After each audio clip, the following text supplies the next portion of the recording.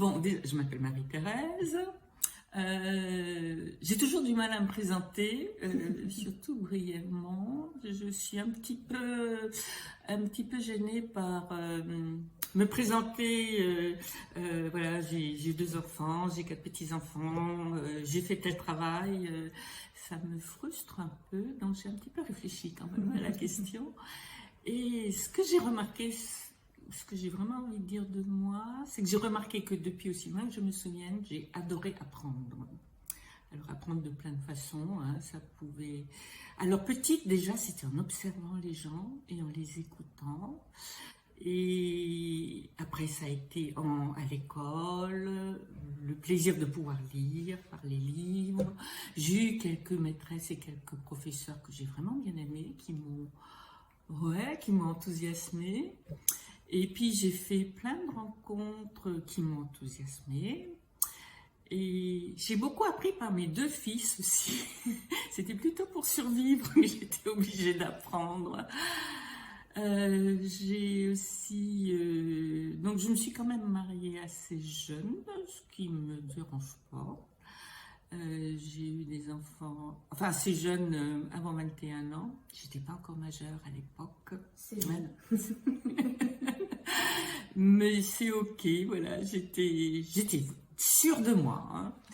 Et puis après, nous sommes partis vivre à l'étranger. Donc j'ai vécu pendant 11 ans hors de France, en Angleterre, en Allemagne, en Hollande. Et j'ai beaucoup aimé cette partie de ma vie, parce que j'ai appris plein de choses, justement. Des langues, des personnes qui avaient des coutumes différentes, des façons de se nourrir différentes. Et puis je les trouvais quand même en bonne santé malgré tout ça. Donc c'était... Voilà, c'est une période que j'ai bien aimée.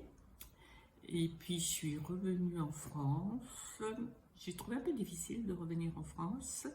Je trouvais qu'il y avait un décalage avec la liberté que j'avais dans un pays, par exemple, comme la Hollande. Au niveau de hommes-femmes. Et en France, j'ai retrouvé chez plein d'amis des fonctionnements dont moi, j'avais plus envie. Voilà, après, je suis à Lyon depuis 2020. Je suis alsacienne d'origine, donc j'étais un peu sensibilisée aux langues toute petite avec l'alsacien, ma langue maternelle, le dialecte, le français, l'allemand, le latin de Metz, qui me plaisait bien aussi. Et aussi 2 cultures différentes. Et à 2 religions différentes, parce que ma famille maternelle était protestante et ma famille paternelle catholique. À l'époque, dans les années 50, c'était pas vraiment forcément facile, mais moi je nageais très bien là-dedans. Voilà, je trouvais que ça me donnait une liberté. J'étais très libre aussi enfant, parce que j'ai 3 grands frères qui se portaient caution et qui m'emmenaient dans leurs jeux, et plus tard dans les balles. Et puis, donc ça, c'est pour une fille de mon époque, j'ai vécu assez libre, en étant très sage quand même. Et donc depuis 2020, je suis à Lyon, c'est une île que j'aime bien, c'est une région que j'aime bien. J'y suis restée, même depuis que je ne travaille plus.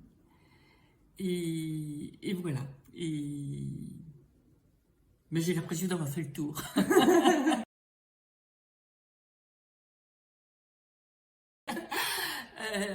Je me suis beaucoup irritée, c'était en 2020, hein, je crois le début du confinement.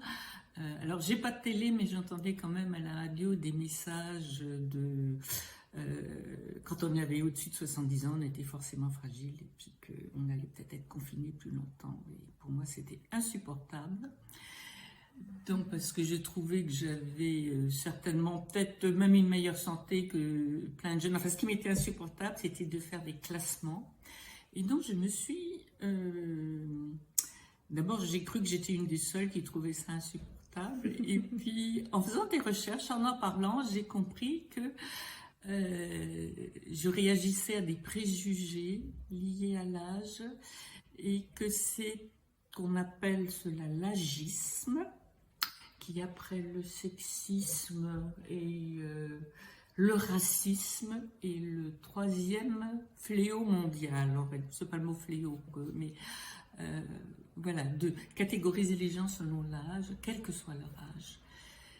Et j'ai commencé à regarder des choses sur Internet, à en parler autour de moi, avec des jeunes, avec des gens de mon âge, à entendre, à voir qu'il y avait des associations qui existaient, enfin, à entendre des philosophes ou des personnes qui œuvraient pour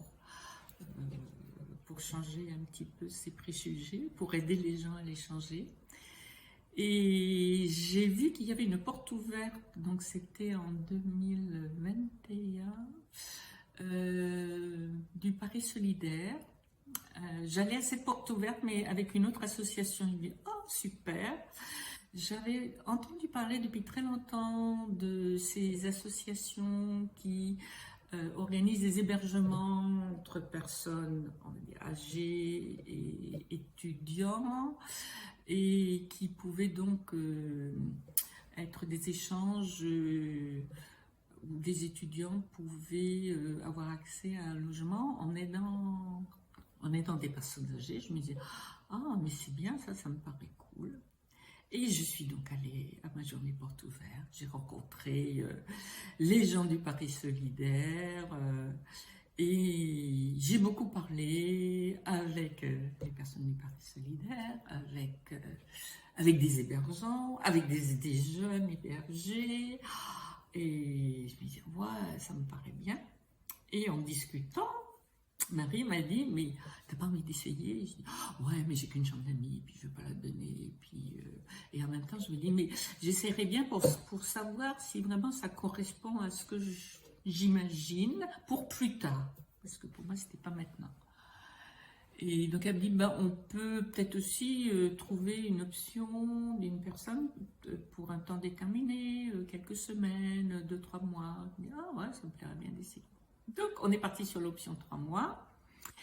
Et elle m'a rappelé durant l'été pour me présenter une étudiante, Yvette, qui pouvait rester 3 mois chez moi parce qu'après elle avait une autre option dans le même quartier, une chambre qui se libérait.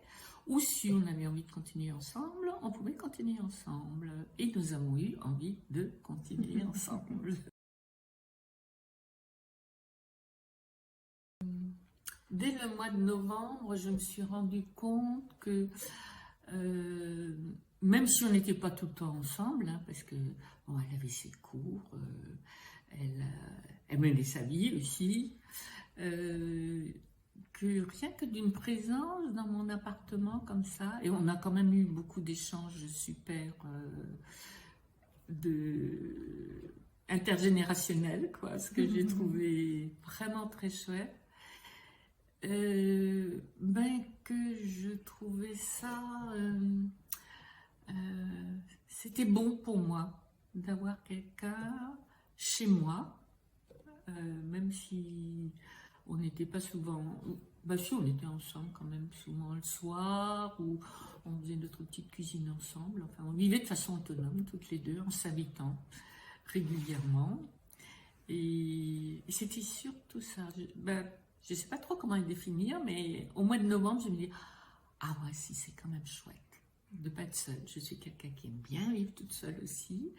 Mais là, je sentais que j'avais assez de temps pour moi toute seule, et que quand la personne était là, c'était cadeau aussi.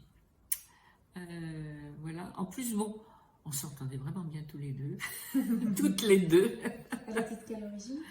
Alors, elle était franco-chinoise, c'est-à-dire elle avait vraiment les deux cultures parce qu'elle vivait dans une famille traditionnelle chinoise. Oui, donc vous qui aimez apprendre, c'était voilà. cool. Oui, c'était vraiment un cadeau pour moi. Mais comme elle était née en France, elle était vraiment française pour moi aussi à 100%. Elle pouvait être à 100% chinoise, à 100% française.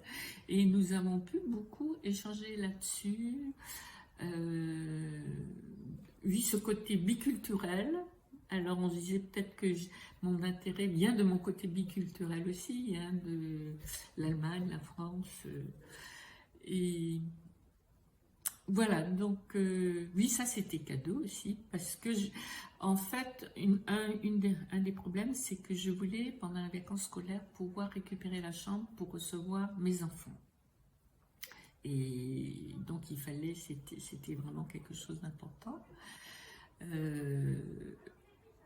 Et du coup, je ne sais plus pourquoi je dis ça. Vous disiez que c'était un cadeau. Oui, voilà, parce que je me disais, avant de la connaître, avant qu'on se soit rencontrés, je me dis, ah, ça me plairait bien d'avoir quelqu'un d'une autre culture, mais ça voudra dire que la personne est dépendante de ma chambre. Donc, bon, ça ne va pas être possible. Et là, je l'ai eu quand même. Ça a été possible. Voilà.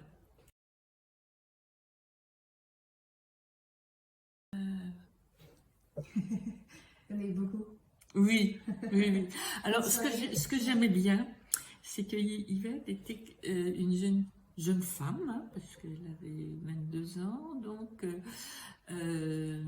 très, comment dire, pas timide, mais quand même assez réservée. J'ai eu l'impression qu'elle n'avait pas trop l'habitude de se confier à quelqu'un. Alors, c'était très drôle parce que moi je parle facilement, donc elle écoutait beaucoup. Et puis, tout à coup, à des moments, ben, ça se lâchait. Et puis elle racontait, je trouvais ça super et super intéressant. Mais il y avait vraiment ce truc, tout à coup, ah ben oui, ben là, tout à coup. Et puis on passait la soirée à discuter, à écouter. Donc, elle avait besoin de sentir, bon moi j'imagine ça comme ça, quoi, de se sentir en confiance à un moment donné. Et c'était très drôle et ça pouvait se passer d'une minute à l'autre.